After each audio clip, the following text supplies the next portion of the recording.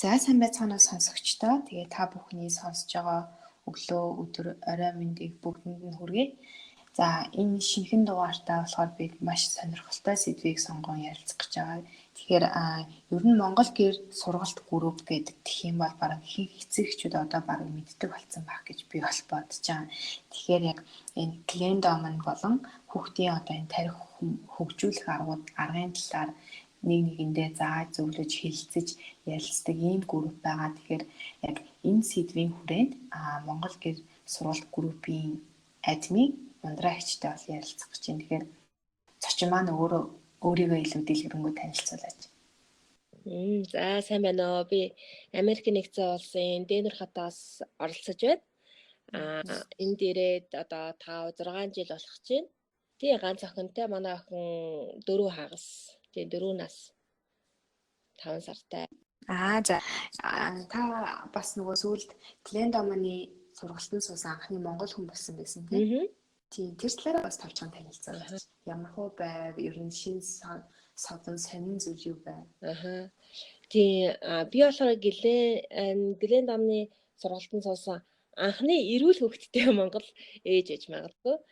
Урд нь болохоор бас Монголоос бас нөгөө тархины гэмтэлтэй хөвгттэй ээж сууж байсан юм шиг байлээ. Тэгээд энэ сургалт маань 2 хэсгээс бүрддэг. Тэгээ 2 хэсгээд нь хоёулаа шал өөр зүйлийн талаар ярьд юм байлээ. Мэдээж яаж эхлэх үү, эхлүүлээд одоо гэж шантрах үе ч юм уу, эсвэл цаашаа яаж өргөжүүлэхээ мэдэхгүй байгаа эхнэрт болоод эцэг эхчүүдэд бол 2 дахь сургалт нь бол тусалдаг, мэдээлэл өгдөг. За тэгэхээр энэ яг сургалт нь болохоор яг эцэг эхчүүдэд яг хүүхдтэй хэрхэн заахыг нь зөвлөх үү, эсвэл та бусад эцэг эхчүүдэд заах тийм эрх сертификат гэж бас ярьдаг шүү дээ. Тийм зүйлтэй болж ийн гэсэн үг үү? Үгүй. Энэ нь ерөөсөө бусад эцэг эхэд заах ямар ч юу байхгүй. Хүүхдтэй л заах эрх байгаа. Тийм хүүхдтэй л заах эрх байгаа. Бусад эцэг эхчүүдэд заах эрх байхгүй. Тэгээд би бас тийм бусад эцэг эхчүүдэд заах санал тавьсан. Тэгээд намайг буцаж ирж нөгөө нэг би ч болохоор нөгөө эрүүл хөвгтийн 2 юунд суулсан. Сургалтанд суусан. Намайг одоо нөгөө тархины гэмтэлтэй хүүхдийн сургалтанд нь суух хэрэгтэй гэсэн шаардлага тавьсан. Би бас нөгөө оюуны өмчийг бас айгу дээдэлдэг, хүндэлдэг. Бас хин нэгний оюуны өмчөнд халтахыг хүсэхгүй. Тэгээ өөрийнхөө хэмжээнд өөрийнхөө одоо эрхийн хэмжээнд болоод Монголдоо ингээд яг мэдээлэл өгөөд ийм байдэн шүү, тийм байдэн шүү гэд мэдээлэл өгөөд явах бол өгсөлтэй байгаа. Одоо Glendom-ны арга гэхээр хүмүүс илүү мэдээд байгаа боловч энэ нь өөрөө хүүхдийн тарих хөгжүүлэх арга гэдэг нэг ерөнхий том сэдэв байгаа тийм. Тэгэхээр за яг таны одоо яг энэ Монгол гэр сургалт групп дотор яригдж байгаа энэ одоо тарих хөгжүүлэх аргууд нь яг ямар аргууд байгаа юм? Энэ бүгдээрээ одоо энэ Glendom-ны арга юм уу? Эсвэл өөр бас төрөл байна уу? Энэ талаар нэг ерөнхий мэдээлэл өгөөч. Glendom-ны арга бол яг миний суурь болж өгсөн. Яг энэс суурь үндсэн ойлголт одоо философийн ойлгосон байхгүй тархины. Тэгээд цаашаа ингэ хөгжүүлээд явахаар зэрэг бас би оюун ухааны ой тогтоолтын болон одоо speed mapping тийм ээ mind mapping за тэгээд зөвхөн одоо энэ оюун ухаан одоо IQ талаасаа биш мөн хүүхдтэйгээ хэрхэн харьцах уу, хэрхэн хүүхдтэйгээ харьцснараа зөв хүүхдтэй эрүүл харилцаатай байх одоо positive discipline brain rules for babies гэдэг айгүй олон номнуудыг бас судлаад тэгээд бас олон хийгдсэн судалгааны ажлуудаас судлаад тэгээд групптэй мэдээлэл болгоо оруулдаг байгаа. За эцэгхийн хувьд бол яг хамгийн түрүүнд сонирхдаг юм гэхээр яг энэ аргаар тархийг нь хөгжүүлэх нь ямар давуу талыг одоо тухайн хүүхдэд авчрах юм, яг ямар ач холбогдолтой вэ гэдэг нь яг хамгийн түрүүнд сонирхдаг асуулт байдаг шүү дээ. Тэгэхээр та энэ асуултанд хариулж байна. Энэ институт маань өөрөө юу нь яг ямар зорилттой институт вэ гэхээр зэрэг энэ оюун ухаан буюу IQ-гийн чадварыг маш өндөр хэмжээнд аваачих мөн бие бэлдрийн хувьд өв тэгш байдалтай байх. Тэгээд EQ гэж ярьдаг тийм ээ. Бэлзээ чадамжтай байх. Мөн тэгээ social growth буюу олон нийтийн дунд биеэ хэрхэн зөв авч явах уу гэдэг энэ бүх талуудыг нь одоо зэрэг хөгжүүлэхийг зорддог. Анх энэ институт маань одоо тархины гэмтэлтэй одоо brain injured гэж байгаа. Brain injured kids туслах юм төв байгуулагдсан. Тэгээд энэ төвийн маань үйл ажиллагаа маш үр дүнтэй байсан учраас бас эрүүл хүүхэд ч гэсэн энэ аргаар хичээлэх юм бол өшөө илүү үр дүнд хүрэх юм гэдгийг олж харсан. Энэ институтийн яг гол одоо бид нэр юуг нь ойлгох хэрэгтэй. Философиг нь ойлгох хэрэгтэй. Энэ нь бол хүүхдийг хүндлэх, хамгийн эхлээд хүүхдийг хүндлэх, хүүхдийг дэмжиж өгөх толгаал ярьж байгаа байхгүй юу? Одоо яг ингээд таны ярьж байгаа жишээнүүдээс харахаар хүмүүс за голцоо яг нөгөө хөгжлийн бэрхшээлтэй гэж хэлэгддэг хүүхдүүдтэй холбоотой мэн гэж ойлгож болохоор байгаа байхгүй юу? Тэгэхээр бас одоо яг таны групп дээр түлхүү яригддаг нь хэдэн сартаагаас ч билээ нөгөө бүр багаас нь тий хүүхдийг уншиж сургадаг. За англи хэл, монгол хэлийг зэрэгцээд үзүүлж гин. За тоободоо сурж гин тий. Энэ бүх аргуудын талаар бас илүү төлхөө ярьж өгөөч гэж яг хүсмээр байна. Одоо тархич ерөөсө булчин байхгүй юу?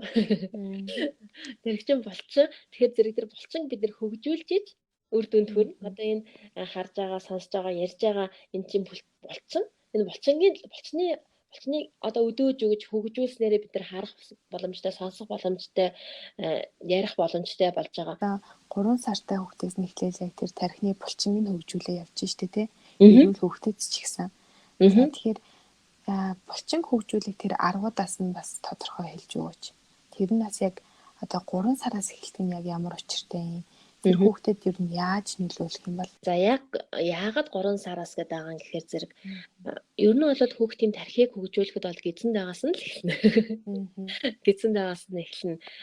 Хүүхдтэй гидсэнд байхад нь одоо гэхдээ сүүлийн сарууд л та яг сонсгол хизээ хөгжиж байна. Яг тэр сонсгол хөгжсөн цагаас нь эхлээд хүүхдийн чихгүй байгаа тийм ээ. Чих хөгжсөн цагаас нь эхлээд тайван сайхан хөгжим сонсохоос эхсүүлээд эхлэн үлгэр уншиж өгөн аягүй чухал эзэнд байх цагаас нь тэгээд гарч ирээд мэдээж үлгэрийг өргөжлүүлээд уншина.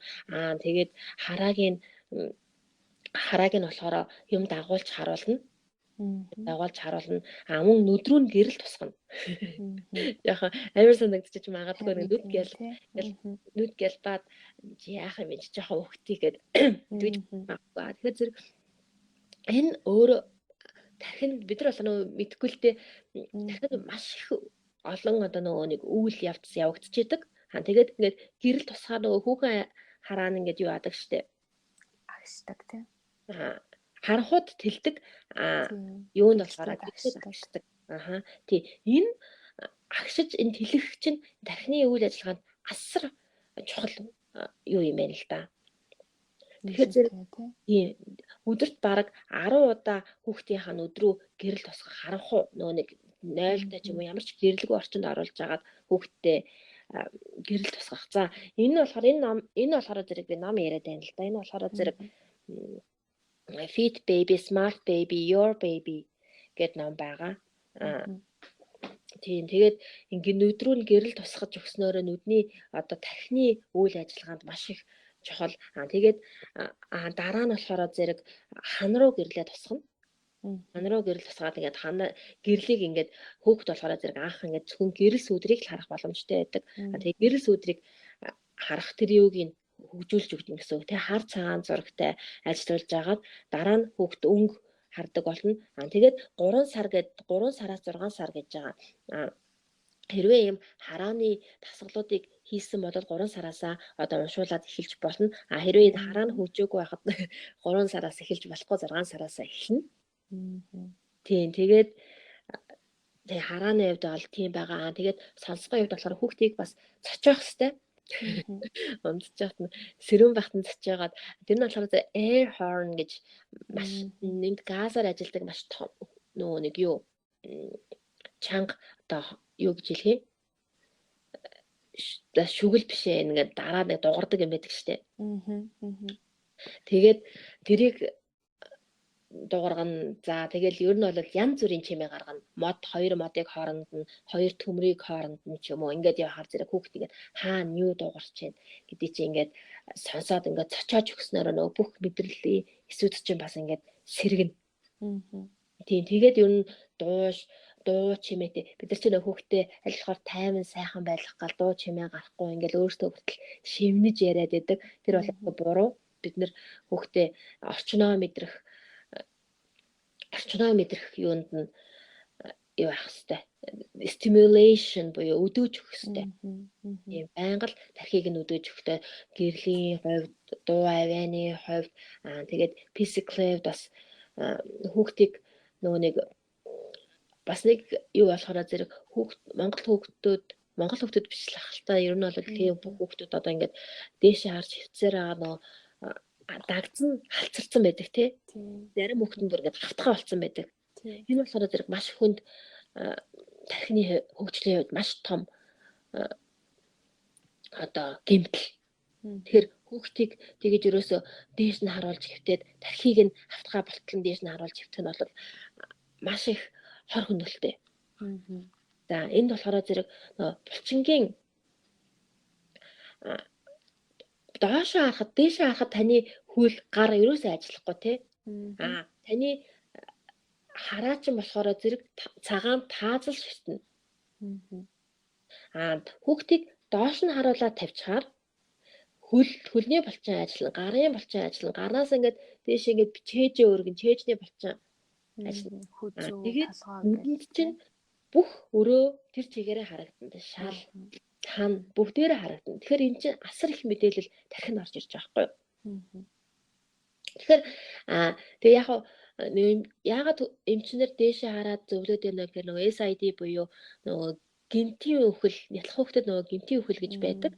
Тэр нь одоо өөртөө тэр чинь нэг доош хараалаа тавьчих нөгөө бие толгоо өргөж чадахгүй, амьсгаа авч чадахгүй болохоор зэрэг өгдөг тийм юу байдаг. Тэрнээс нь сэргийлээд эмчнэр болохоор зэрэг хүүхдүүдийг дээш нь харуулахыг зөвлөдөг.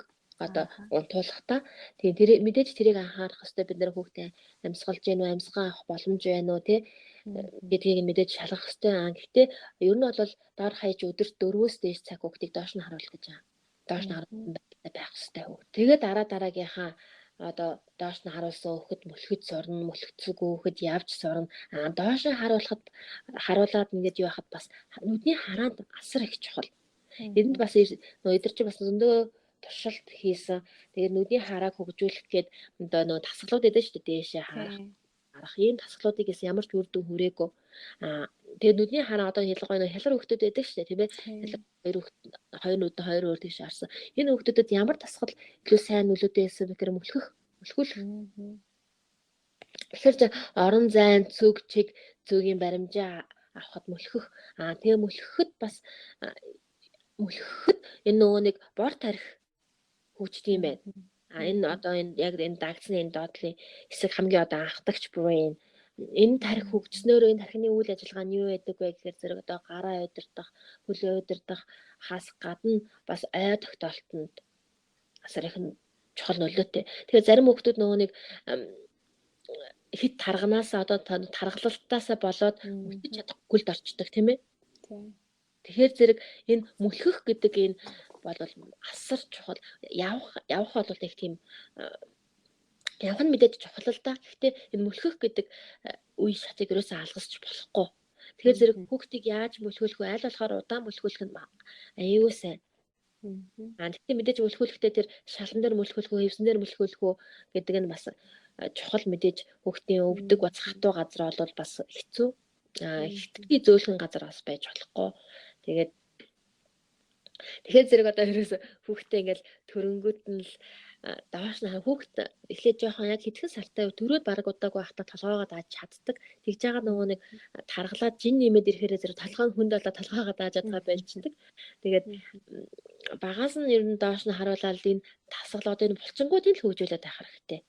Тэгээд гараараа нөгөө нэг хатгах булчин чинь бас айгүй чухал юм байрах. Бас энэ бас тархинд бас айгүй их чухал байдаг. Монголд ер нь хэр дэлгэрч явах шиг байна. Хүмүүс одоо яг анх сонсоод яаж хүлээж авч байна? Мэдээж угаасаа ямар нэг юм шинээр юу яах дэлгэр хэрэгтэй мэдээж айгүй их одоо эсэргүүцэлтэй толгордог. Тэгээд анх энэ саруулс блог гээд саруул гээд хүүхэн байгаа.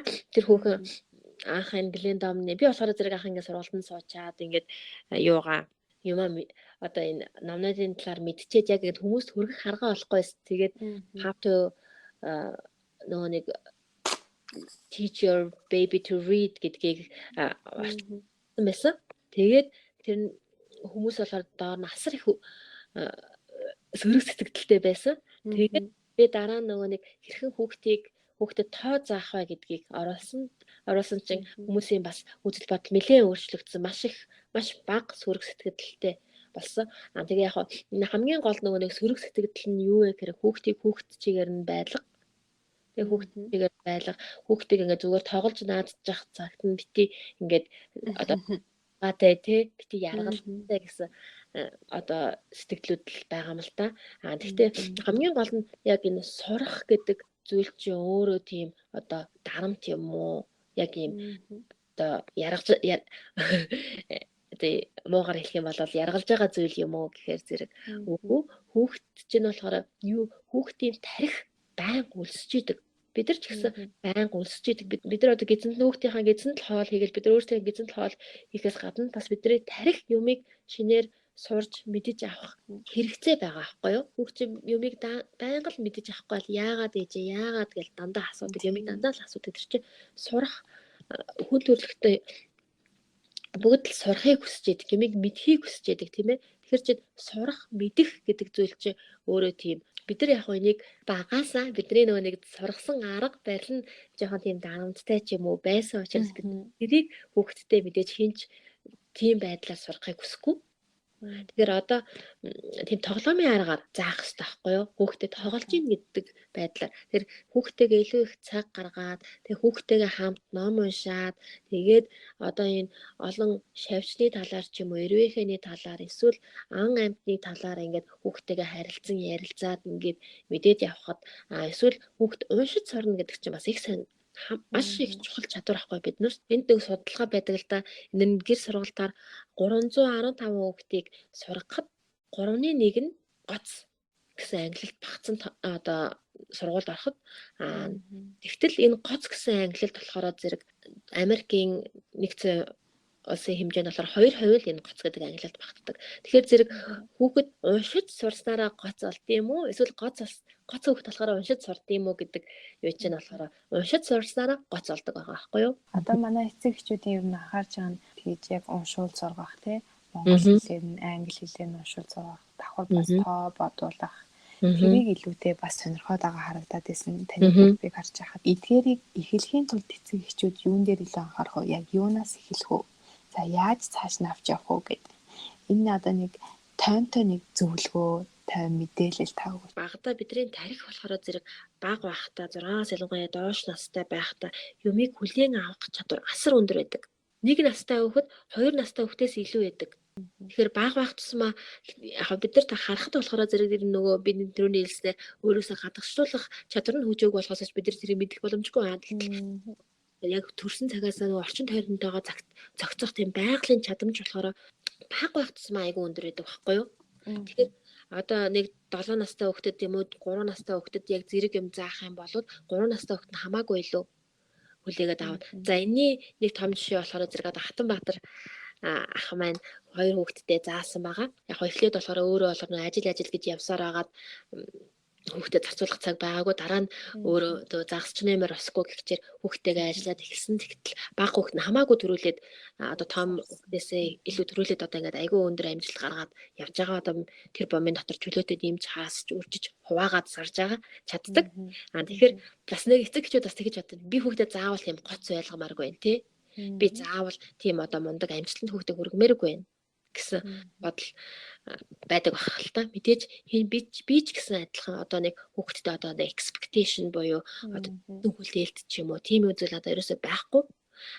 Миний царид одоо яагаад ингэж багаас нь уншиг заагаад байгаа. Яагаад багаас нь тоо бодохыг заагаад байгаа гэхээр бид нар энэ сурах арга барилд анханаас нь ингэж зөв сурахчих юм бол том болоод 10 жилийн их сургууль ингээд бид нар чинь байнга л юм сурна шүү дээ тийм ээ. Тэгэхээр энийг хэлбэрчлэх гээд байгаа байхгүй юу? Яг амархан болчих юм бол дараа нь амьдрал нь яг амархан болчихно. Гэхдээ нөгөө яг хөгжүүлэх хэвээр насн дээр хөгжүүлээгүй байж байгаад яг сургуульд ороод 6 нас 7 нас гэдэг одоо ингээд шахаж ирэл ирэхэр чинь хүүхдэд айгүй их зовлон болдог байхгүй. Тэгэхээр зэрэг энийг л юу яах жоохон ч гэсэн нэмгэлэх гээд байгаа гэдгийг ойлгоорой эцэг эхчүүд.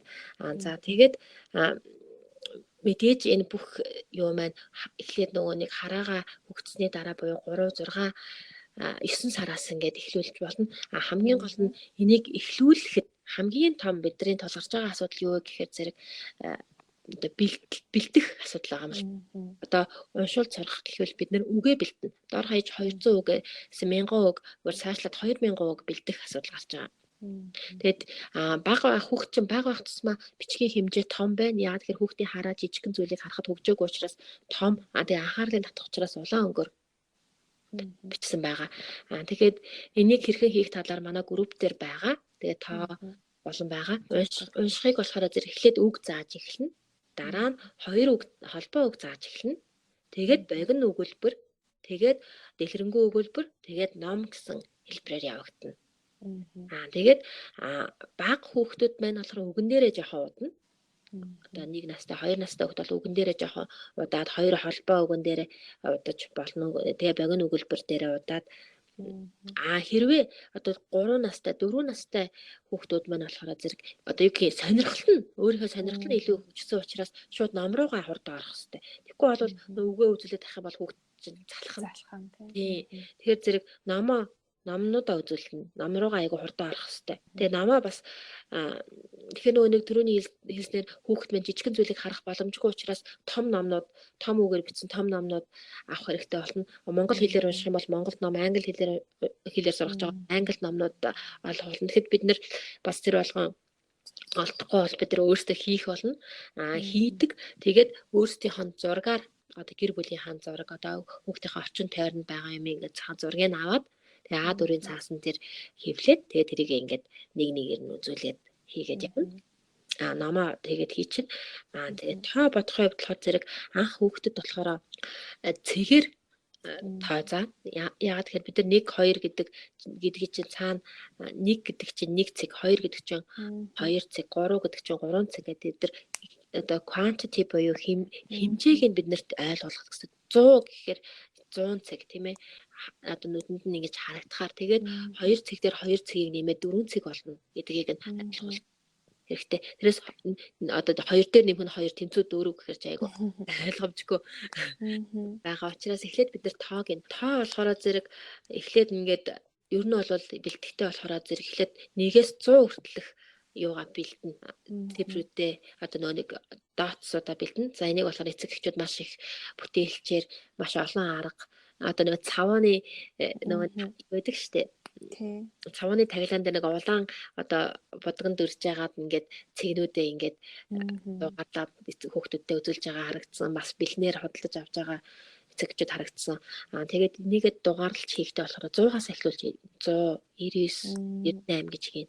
Тэгээд одоо 1-ээс 5 тэгээд 5-аас 10 гээд ингээд 2 картуудаа ингээд эхлээд ингээд дарааллаад үзүүлнэ. Яг энэ болохоор нэлээд нарийн дараалалтай. Эхлээд дараалал нь явахтахаар хүүхд угаасаа нэг нэгээр цэг нэмэгдээд байгааг анзаарна. Тэгээд тэр цэгээр нэмэгдсэнийг юу гэж нэрлэж байгааг нь мэддэг болно. Тэгээ 20 хүртэл заачаад тэгээ шууд нэмэх хасах үржих байгаа. Шууд одоо эхлээд нэмүүлээд тэгээд хасаад ингээд үржүүлээд явна. Энд нөгөө нэг ганц бас хүмүүсийн гол юу нь болохоор зэрэг ерөөсө асуухгүй хүүхдээсээ шалахгүй бид нар ингээл та нэг дээр нэг нэмэх нь 1 тэнцүү 2 байдаг гэж зааж хийхэл одоо нэг дээр нэмэх нь 1 тэнцүү хэд вэ гэж асууд. Тэгэхээр хүүхд чинь нөгөө хэлэх юу нь болоогүй энэ тоо гэдэг чинь маш хийсвэр учраас нэг тийм хурдан хэлэх боломж байхгүй. Батар зэрэг ингээл ойлгохгүй болохоор чи ингээд дургу болчдөг. Тэгэхээр зэрэг эцэг эхчүүд маань ерөөсө хүүхдээ асуухгүй 4 сар 5 сар эцэг эхчүүд манай эцэг эхчүүд бас айгу сайн явж илээ хүүхдүүдээс ерөөсөө асуухгүй шалгахгүй ингээд ерөөсөө л 2 дээр нэмэх нь 2 тэнцүү 4 байдгийн 3 дээр нэмэх нь 3 тэнцүү 6 байдیں 10 дээр 10-ыг нэмвэл 20 байдгийг ингээл дахин тавтаал ингээл өдөр болгон хийгээл ингээл карта үзүүлгээл яваад хахаар хүүхдийн чинь дахин ингээд сууж эхэлдэг байхгүй. Одоо яг энэ бага насны хүүхдүүд маань үг ингээ эхлээд уншиж сурч байгаа шүү дээ. Тэгээ дараа нь холбоо үг рүү гэж байгаа. Үгэн дээр хэрэг хугацаа зарцуулаад за энэ үгнээсээ одоо холбоо үг рүү шилжих болцсон байх шүү гэдгээ яаж мэдвэ? За тоон дээрээс адилхан тий тоогоо үзэж яагаад нэмэх асгуурж хуваах руугаа одоо ороход болох юм байна гэдгээ эцэг эхчүүд яаж мэдвэ? Тэр хүүхдүүд чинь нөгөө шалгах ингээ боломжгүй та өөрөө хэлж байгаа шүү дээ. Тий. Энэ болохоор зэрэг одоо эцэг эхчүүд бас хэлээд байгаа шүү дээ. Манай хүүхэд эхлээд тэгээ сонирхож байгаа тэгээ сонирхохоо болчлоо. Эхлээ харж байгаа одоо харахаа болчлоо гэдэг чинь хүүхдээ залхаацсан гэсэн үг байхгүй юу? Тэгэхээр чин зэрэг энэ залхааж яана гэдэг чинь шин юм орж ирэхгүй. Тэгэхээр шин юм гэдэг чинь дараагийн шат нь байхгүй юу? Тэгэл нөгөө шин юм ороод ирэх юм бол хүүхэд чинь нөгөө сонирхлыг нь алдахгүй байх хэвээр. Асар хурдан хугацаанд үзүүлэх хэвээр. Нэг картыг 1 секунд хүрэхгүй хугацаанд. Ерөөс айгүй хурдан үзүүлэл хилээл явчих. Тэгэл жоохон байж дахиад айгүй хурдан хилээл тэгэл хураачна. Эрэндээ асуухгүй яг мэдээж хүүхд асуух юм бол тайлбарлаж хэлж болно. Одоо ингээл үг явж яах нь штэ тий. Тэгээл тэгж ягаал шин үгнүүд өгөөл шин үгнүүд өгөөл ингээл явж итэл тэр шин үгэн ч гэсэн одоо тоохоо болчихно штэ тохоо хүүд тий. Тэнгүүт нь л одоо холбоо өгөх юм уу? Нөгөө нэг өмнө үдсэн үгээр нь одоо улаан гэдэг үгнүүдээ үдцсэн бай. Алим гэдэг үг үдцсэн байвал улаан алим гэдээ холбоод явна. Тэгээд би улаан алимд дуртай гэдэг өгүүлбэр болгоод тийм ээ. Тэгээд дараа нь өөрийнх нь улаан алим идчихэж байгаа зургийг аваад ингээд ном болгоод. Тэгээ энэ дэр уншихтар бас нэг хамгийн гол юу нь бид нар нөгөө нэг хүүхдээ үсгээ эхэлж заагаад тийм ээ. Тэгээ тэр үсгээ заачаа дараа нь өгүүлжүүлэх гэдэг. Тэгэхээр эхлээд бид нар үгээ заагаад бараг номоо заацаад дараа нь тэр үсэг гэдгийг чинь бид нар энэ үсэг ямар үгэнд яаж ордог гэдгийг мэдсэн байх. Тэр үсгийг одоо юу гэх юм дангаар нь заах гад тэр чинь өөрөө ямар ч утга учир илэрхийлэхгүй зүгээр нэг тэмдэглэгээл байхгүй тийм ээ. Тэр зэрэг үсгээ заахгүй би бас хүүхдэрээ нөгөө англи надад би яагаад англиар эхэлсэн бэ гэхээр зэрэг надад байгаа нөгөө нэг боломж нь илүү их англи үгээс тий авахд амар байсан учраас би англи үгээр эхэлсэн. Тэгээд дараа нь монгол үг үзүүлээд юу яхад бол айгүй хурдан. Би ерөөс үсэг заагаагүй монгол хэл дээр монгол одоо үсэг заагаагүй шууд ингээд юу яагаад үзүүлээд юу яадаг. Тэгээд бас эцэг эхчүүд тэгж болох юм л та. Өө эн чинь зүгээр л одоо нөгөө нэг ном тий алим гэдэг үгийг зүгээр л хөтлүүлэх юм байна штэ. Хэрвээ өөр үг гараад ирэх юм бол тэр нүгт уусч чадахгүй юм шүү гэсэн бас бодол төрж болно. Тэгэхээр зэрэг энэ бол ерөөсөө тийм биш юм бэлээ. Одоо энэ зүйл судалгаа байгаа. Одоо айгүй хурдан юмыг айгүй хурдан хүлээж авдаг үг бараг 200 үг хангалттай 500 за 200-аас 500 үг уншсны дараа өөр шинэ үг гарч ирэхэд унших боломжтой. Сүгнүүдээ нүдэлцсэн. Одоо би бас охиндоо яг мэдээж нөгөө цэцэрлэгт гэмээр сургуульд явж байгаа. Тэгээ өсгнүүдийн заадаг л бах л да. Гэтэ би бас яг ABC гэж угаасаа дуу муу явж лээ. Тийм. Тэгээд би одоо нөгөө уншуулгатаа зааж явахдаа би нөгөө нэг дандаа л өдөр тутмын хэрэглэгдэг ойрхон богинохон үгнүүд зааж байгаа штэ. Тэгээд ингээ заачаад тэгээ байжсэн чи манай охин би бас нөгөө шинэ үг нөгөө асууж шалгадаг болохоор би бас нэг шинэ үг мөг асуугаагүй ингээл байжсэн чи нөгөө нэг Joshua Foer гэдэг би оюун ухааны одоо цагаан толгой гэхдээ ном уншиж байгаа. Тэрний нөгөө нэг зохиогчийн нэр нь Joshua Foer гэдэг юм баггүй юу. Тэгсэн чи ингээд номоо ингээд тавьсан байсан чи зүгээр хажуугаар гахта Joshua Foer гэж уншичаад яваад өгсөн. Би бүр гайхсан. Тэгээд тэр чин Joshua Foer гэдэг үг чинь одоо бидний нөгөө өдөр тутмын нөгөө англи хэлний өдөр тутмын хэрэглэдэг үгтэй адилхан шүү байхгүй. Тийм тэгтэл болоод одоо тэгтээ тэрийг бол ингээл байнга за одоо чи шинэ үг гэж шалгахтай биш. Ерөнхийдөө бол унших чадвартай байгаа. Тэгээ монгол үг ч гэсэн адилхан. Тэгэхээр зэрэг ерөөсөө нэг 200-аас 500 үг уншуулад тэгэхээр дараа нь тэр хүүхд чинь ямар юунд юу ачаадаг өөрөө аяндаа мэддэг болчдөг. Тэгээд яг хүүхд болгоомж бас харилцаа адилгүй зарим хүүхдийг 2000 үг бол харуулсан байгаа. Тэр хүүхд бол хизээч ямар ч өмнө харж байгаагүй үгийг унших боломжтой. Одоо олон хэл сургах талтыг яах ёстой юм бол за монгол хэлээ монгол үгээ үзээ явж ийла тий. Тэгэнгүүт нь хэдийн хэр хугацааны дараа шинэ одоо гадаад хэл дээр үгнүүд нэмж болох уу? За бас нэг зэрэг хідэн хэл дээр бас уншуул сургуул зүгээр бол гадаад хэлний хувьд болохоор зэрэг за Bella David Kana гэдэг охин байгаа. 4 настай 8 хэлээр ярьдаг. Одоо бараг 5 6 өрчихсөн бараг 9 10 хэл ярьж иж магадгүй. Ээж нь яаж ажилласан бэ гэхээр энэ Глен номны аргаар одоо яг нөгөө энэ үг уншуулгатайгаа яг адилхан орс хэлээр эхэлсэн байгаа. Тэгээд өөр англи хэлний багш учраас англи хэлээр эхэлсэн. Тэгээд ерөөсө хэрэглээ гэдгийг ойлгох хэрэгтэй. Өдрүүдийг хуваагаад авсан. За энэ өдөр англи хэлээр ярьдаг, өдөр энэ өдөр орсоор ярьдаг өдөр гэдэг ингээ өдрүүдээ хувааж аваад. Тэгээд англи орс хэлтэй болгоод байжсэн чинь 3 дахь хэл нь нөгөө нэг Францаар ярьсан чи хүүхэд нь бүр амар баярлал бүр ингээл өсөж дэвчдэг. Хүүхэд чинь бүр сонирхлоо ихт харуулж байгаа байхгүй юу. Тэгэхээр зэрэг за би Франц хэл заах хэрэгтэй байна гэд Франц хэлээ ингээд заагаад явсан. Тэгсэн чи ингээд эхлээд нөгөө нэг хүүхэд чинь одоо 2 настай 3 настай байхдаа ингээд 3 хэлээр ингээд уншаад ингээд сурцсан болохоор дараа нь 4 дахь хэл 5 дахь хэл ингээд нэг юуны цасан бөмбөг шиг нэг ингээд юу яатсан байхад тэр дараагийнхаа үгийг юу яхаг айгу хурдан ингээд авчдаг. Яг хөө мэдээж хэрэглээ одоо нэг юм хэрэглээ гэдэг утгаас одоо жишээлбэл хүүхэд асрагчаа өөр хэлтэй хүний араб хэлтэй одоо асрагч олцсон байгаа. Тэгээ араб хэлтэй асрагчаар хүүхдэд харуулсан байгаа. Тэгээд одоо өөрөөгээд бас ийм бас нөгөө community байд юм шиг үлээ юм гад олон хэлтэй хүүхд ярьдаг эцэг бусад эцэг эхчүүдтэйгээ холбоод хүүхдүүдийн хооронд нь тоглоулдаг. Одоо орс хэлтэй хүүхдүүдтэй англи хэлтэй хүүхдүүдтэй гэдэг ингээд тоглоулахад хүүхд чинь зөвхөн ингээд ном дээрээс харах биш, ном уншина, тэгээ хүүхдтэй харилцсан, тэгээд амьдралд чи хэрэг болох зүйл тархинд үлдэн штэ. Тэгэхээр зэрэг тийм хэрэглээ болгох талаас нь маш их ажиллах хэрэгтэй. Олон хэл зааж байгаа, олон хэлээр ярих байгаа бол тэгээд тэгээ өөрөө мэдхгүй хэлэг бол өөр багш авч болно. Гэхдээ өөр багш авсан ч гэсэн эцэгхэд байнга оролцоотой тэгээ гэрийн даалгавар хийх өөрөө ч гэсэн мэдээж зах цохоос нь хэлээ мэдээд бас хүүхдэд зааж үзүүлж ингэж хөтөж болоод явах ёстой байгаа. Энэ сэдвийн хүрээнд сүүлийн асуултаа асууя. Тэгэхээр яг энэ аргаар хүүхдэд зааж байгаа хичээлүүлж байгаа эцэг эхчүүдийн хувьд гаргаж байгаа түгээмэл алдаа юу байна? Бас шинээр эхлэх гэж байгаа эцэг эхчүүдэд сургамжтай байж магадгүй. Тэгээ бас таны хувьд хүүхдэд ч гэсэн зааж байгаа юм чи өөрөө яг энэ аргыг хэрэгэлдэг хүний хувьд эцэг эхчүүдэд юу зөвлөх вэ? Тийм. Энэ арга маань болохоор зэрэг хүүхэд бүрд тохирох арга мөн үү гэвэл мөн хүүхэд бүр ямар ч хүүхэд байсан арга маань тохирно. Эцэг эх болгонд тохирох арга мөн үү гэхээрээ биш. Яг одоо ингээд хүүхдтэйгээ ингээд цагийг хамт өнгөрөөх дуртай, хүүхдтэйгээ хамт тоглох дуртай тийм ээ.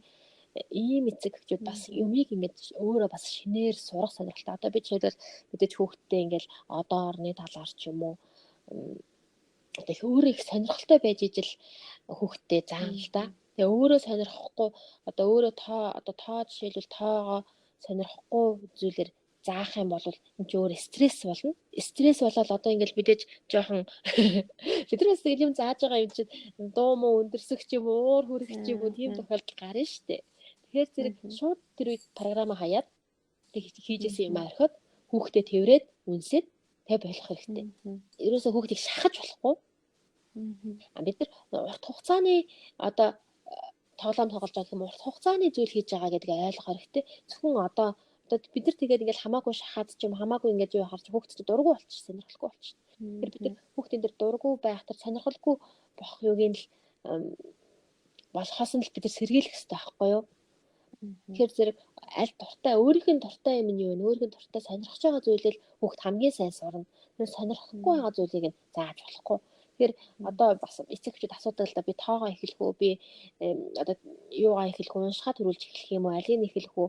Ер нь бол энэ юун дээр болохоор зэрэг уншихаа эхэлж эхэл тэгээд уншихаа тэгээд танин мэдхүү тэгээд дараа нь тоо гэсэн дараалалаар явдаг. Гэхдээ энэ болохоор хүүхд болгон өөр эцэг эх болгон өөр болохоор бид нар зүүн совингаа дагаад тэг хүүхд маань ямар зүйл илүү сонирхолтой байна. Тэрийг тоглоомын маягаар заахаас одоо шахаж явж болохгүй. Унших цаг маань, тоо бодох цаг маань өдрийн хамгийн аз жаргалтай үе байх хэвээр. Тэрнээс шийтгэл яж болохгүй. Тэг ном унших шийтгэл яж болохгүй. За өндраагчтай маш их баярлалаа. Цаг гаргаж ярилцсанд маш их баярлалаа танд.